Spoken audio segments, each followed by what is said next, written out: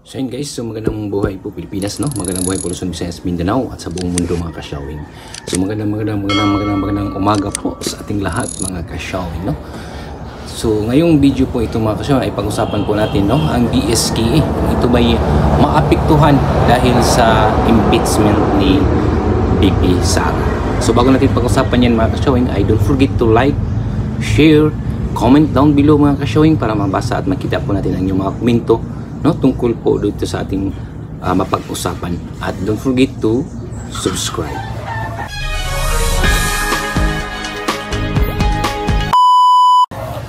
So yun na nga mga kasyawing, no, ang pag-usapan po natin, no, kung ito ba ay maaapektuhan itong ating BSKE term sheeting, no, pagdating ng June, dahil sa ngayon pa lang mga kasyawing ay mainit-init na ang mga usapin tungkol po sa impeachment ni VP Sara.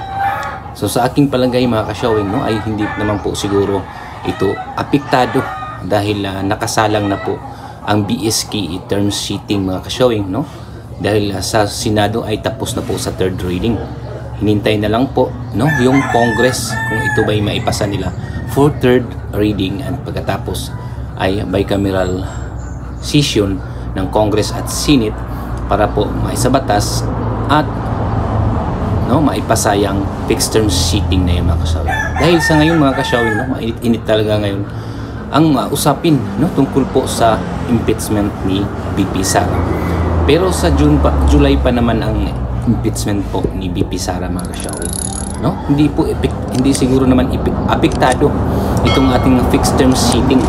At sa ngayon mga kasyawing ay official na pong ini-endorso, no, official na pong pinoproklama, no, ang Senado, yung mga nanalo pong mga senador ngayon mga kasyawing. So makakaupo na po itong nag-i-endorso, no, makakaupo na po muli ang nag-i-endorso po ng fixed term sheeting, no, na si Senator Amy Marcos, no. Siguro naman hindi naman niya pababayaan yung 42 barangays, no, sa buong Pilipinas mga kasyawing, sa kanyang pangako na wala ng eleksyon sa December at ipipix term sheeting na po yung BSKE mga kasyawing, no.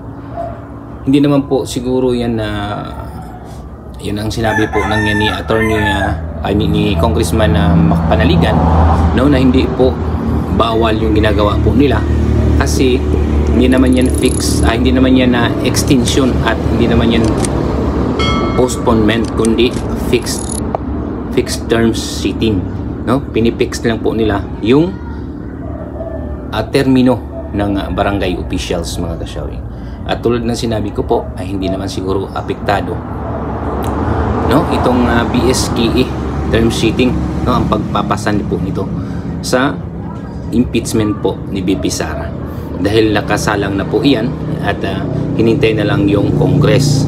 So hindi po apektado yung BSKE natin, no. Sana ay maisabatas iyan, no, sa pagbabalik po nila ngayong June, dahil ang sabi po ni Senator Amy Marcos na priority nila, no, at sinabi din po ni ng mga congressman, no, na priority po nila yung fixed term sheeting, no, na pending. Ay sana ma-priority po nila ngayong June sa pagbabalik po nila para po maisabatas yan, para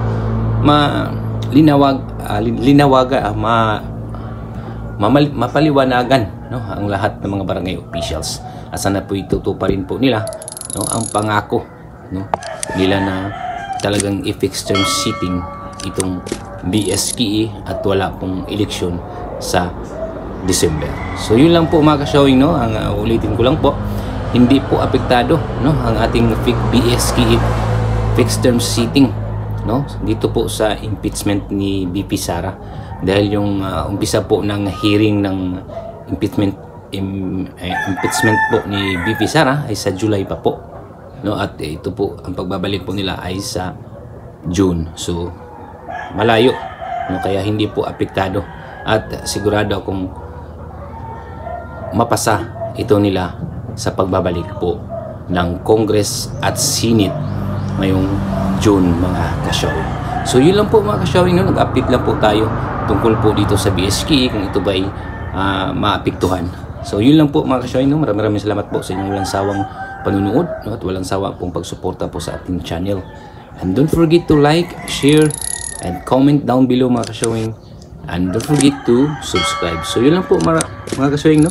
Maraming salamat po sa inyong lahat. Thank you for watching.